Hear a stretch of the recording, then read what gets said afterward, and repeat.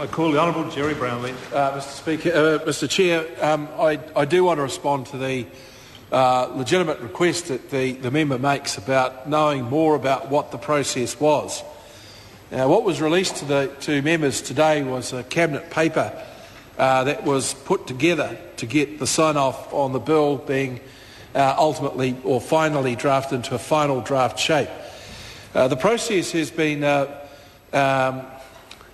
such that there was firstly consultation with the district authorities, the three concerned, Selwyn, Waimak and Christchurch, and it was the legal representatives, legal teams from those councils who engaged with legal teams inside each of the affected ministries. And so there was a relatively short, informal process. That process very rapidly threw up that if we were to go down the track of having an exhaustive list of what is actually required, we would be some weeks away from getting a bill that will allow things to continue, and in particular allowing getting a bill that will allow for the transition from a state of emergency to the state of getting on with the job. So while it may look like it is in fact the case that the written advice in these circumstances is thin, the fact is that there was considerable discussion and considerable input from all of those agencies.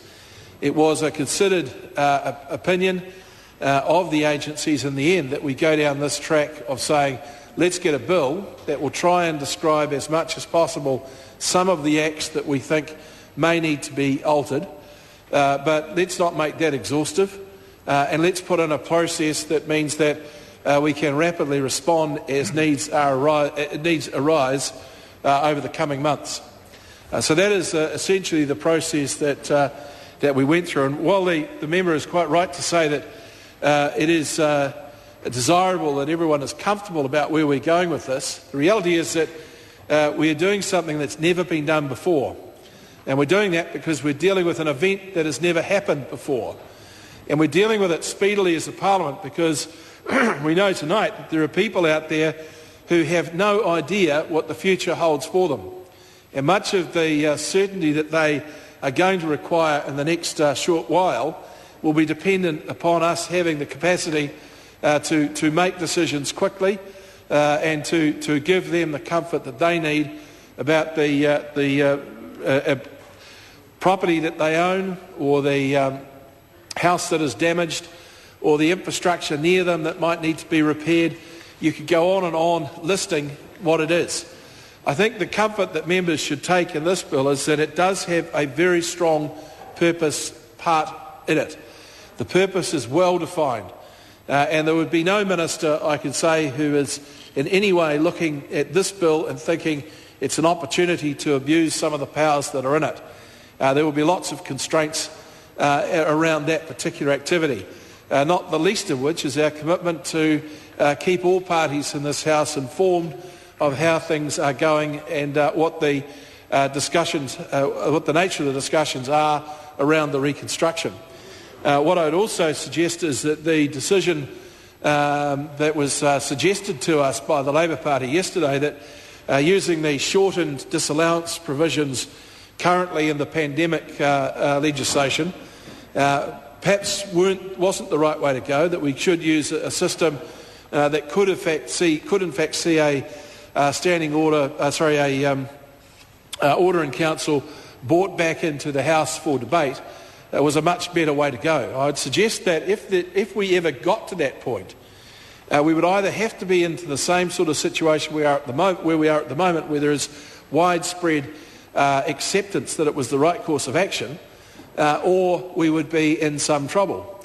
So I don't think that the concern that's being expressed about the widespread powers is reasonable.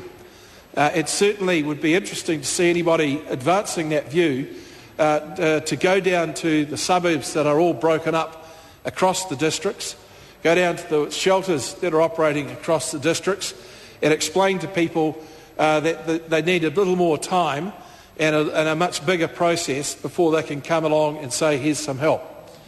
Now, I know that the member who has asked the question is not suggesting that. In fact, I know that he is more acutely aware than many of the suffering that many Cantabrians are going through at the present time.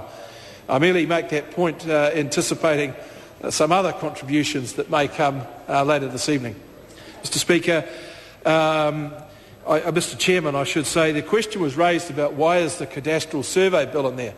Well, we've had an enormous amount of land movement, Mr. Chair. Call the Honourable Jerry Brownlee. We've had an enormous amount of land movement during the earthquake, and it is a provision or a possibility that you would see a peg for a property having moved quite some distance from where the actual boundary line should be struck.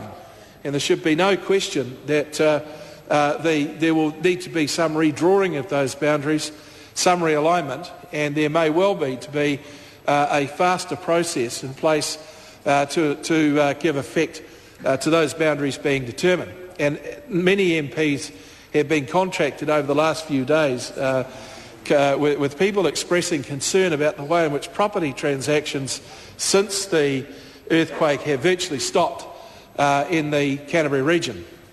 And the reason for that is about these sorts of things. And I think once we get past the aftershocks, once we get into a zone where insurers and lenders are comfortable about normal business, there is going to be a need to check to make sure that the peg hasn't moved and that the boundary hasn't artificially shifted.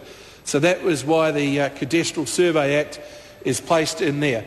There is while this bill has, Mr. Norman, I think, pointed out earlier, got some very broad catch-all provisions, there is a genuine attempt under 6.4 to list the sort of bills that may, and I stress may, need to have an order in council applied to them for some small aspect of that bill to either be set aside, suspended or changed as a result of efforts to remediate the worst effects of this earthquake.